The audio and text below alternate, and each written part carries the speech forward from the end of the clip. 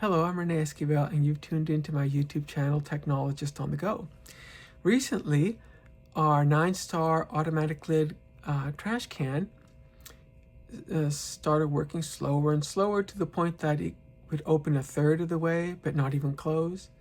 I thought it was the two 9-volt or D-size batteries that are in it, but once I replaced those, it made no difference. Zero difference.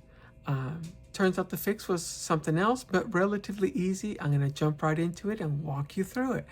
So don't throw your garbage can away. It costs too much money at like $79.99 on sale for you to just chuck it because it appears to not work. Okay? And with that said, let's go right into it. These are the tools I use to service the automatic lid for the garbage can. Obviously, WD-40 to loosen the joints.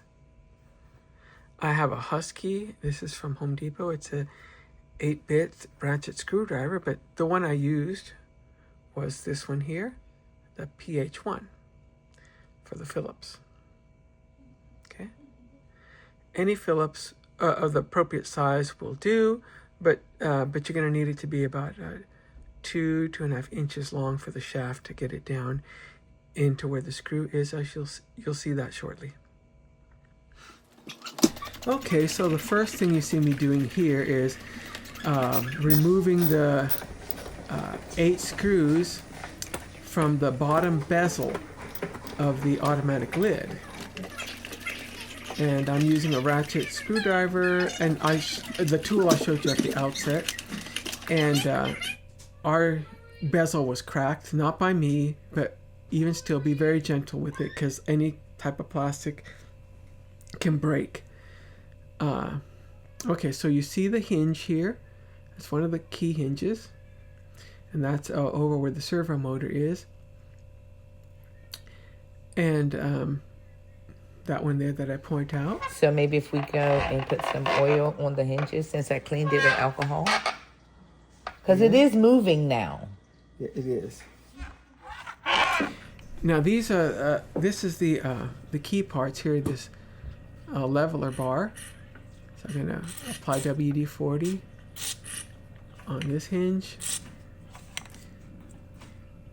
The middle one is also very important. I initially missed it, and the final results weren't as good as I hoped. Okay, so apply there to the middle one. Now, when replacing the bezel, initially I had a lot of trouble doing it. And I realized it's because the screws were still in the bezel, and it just created a bunch of problems getting the bezel to fit right. So you see me here taking the screws out.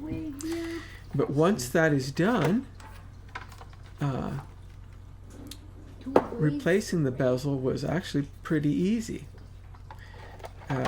It was seamless. You can see me just place it there, and you can see right nice fit. And then after that, just putting in the screws, quite literally, to finish up, and it's ready for demonstration. Let's try now.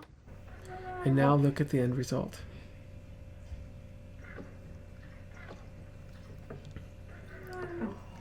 Okay, I won't say good as new, but it's working about 80% as good as it had.